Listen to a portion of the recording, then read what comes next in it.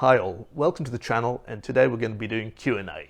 In fact, we're going to be doing a Q&A of precisely one question. The one question I've seen coming up time and time again over the last 25 years as a doctor. And that question is, why doesn't someone fix the health service so it's better to work in? And when I see this question, that someone is usually the government, but it may be politicians, it may be the Royal Colleges, it may be the Australian Medical Association, it may be the rest of the profession.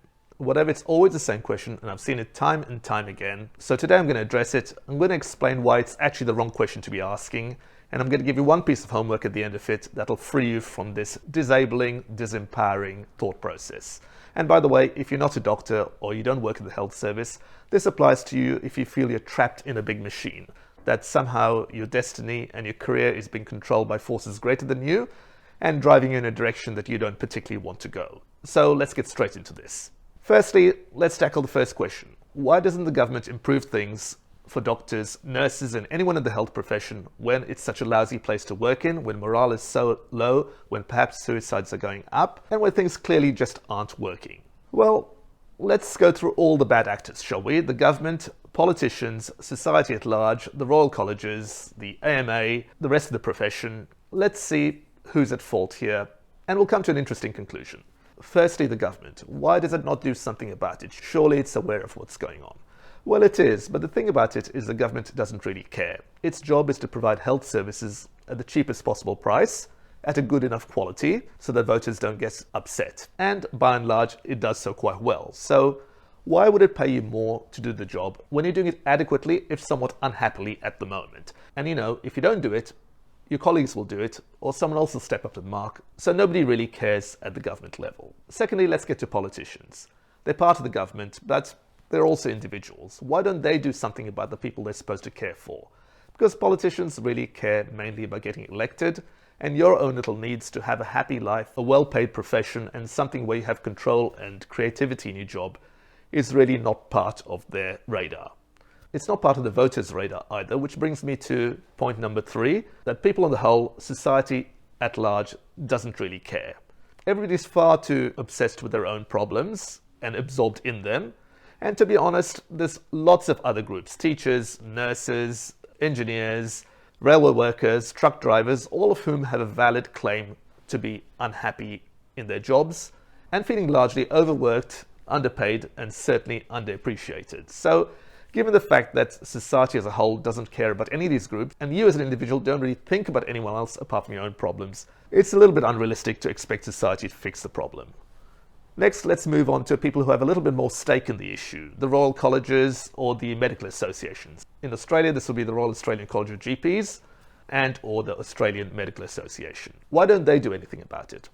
Well, they try, but unlike the government, which has the power to do something and chooses not to, they would like to do something about it, but simply don't have the power to do so. They're really empowered and in place to look after various other parts of the profession, education, compliance, accreditation, and the like, and improving our lot in terms of wages, in terms of pay, in terms of career direction, autonomy, creativity. Well, much as they'd like to do it, they just can't because it's not part of their remit, and even if it was, their recommendations will be simply ignored by the government.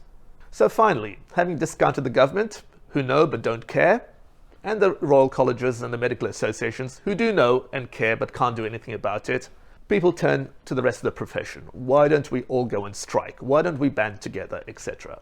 Well, let me tell you something. Getting doctors, nurses, or any other healthcare group together is like herding cats. And given the chance, to be honest, I would rather herd my own cats. It would be easier, quicker, and much more fulfilling, believe me.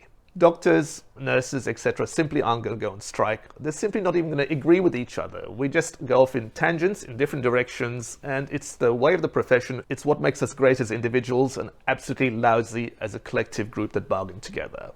And so we come to the depressing conclusion that really neither the government, nor the profession, nor your colleagues are going to help you get out of the hole you're in. But if you're stuck in a hole where you feel that your morale, your creativity, your autonomy, and your direction in life is not really where you want to be, and this applies to whether you're a doctor or not, then there is a way. And the way is to recognize that the question you've been asking, why doesn't someone fix X, Y, or Z, is actually the wrong question.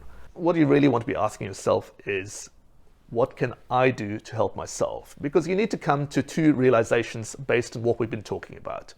The first is that nothing is going to get better. What I'm talking about, this particular question, existed 20 years ago when I started as a doctor. It exists now, and believe me, it will exist in 20 years' time. And secondly, alone up there on the mountain, no one's coming to save you. You're going to have to do something about it yourself. So let's move on to more positive things. What can you do? Firstly, you can decide that you are going to do something about it. Go back to step one, understand what we just stated, that A, things aren't going to get better by themselves, and B, you're going to have to do the heavy lifting yourself. Secondly, decide on what your ideal career is going to be. For me, it was emigrating to Australia, starting my business, investing in property and shares, becoming financially independent. That might sound appealing to you, or it might leave you entirely cold. Regardless, there'll be an ideal way for you to proceed. It may be nothing like what I've done. It may, for example, involve working for 3 months at a time and taking 1 or 2 months off. It could involve working 3 days a week and spending your time gardening or walking or whatever else you like to do in the meantime. You could work flat out for 3 years and then take 1 year as a sabbatical to travel the world, walk the Himalayas, experience another culture, if that lights your fire. You could change jobs, change cities, change careers. You could be a doctor or a healthcare professional working outside the health service, or you could leave the profession completely and do something else with your not inconsiderable talents. I hope that doesn't happen, but if it does, you will find your nirvana one way or the other, as long as you take charge.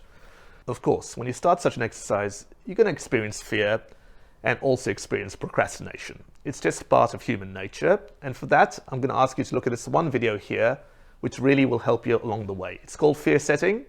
Watch it, and it'll get you started on your way. So folks, what I really urge you to do is to take charge of your destiny. And the way you're going to do this is by doing one simple thing today.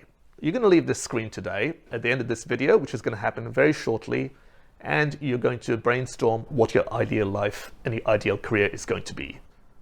Have fun, think widely, think laterally, and you might come up with the most obvious answer, or this exercise may take you in the most obscure and obtrusive directions. But you know what?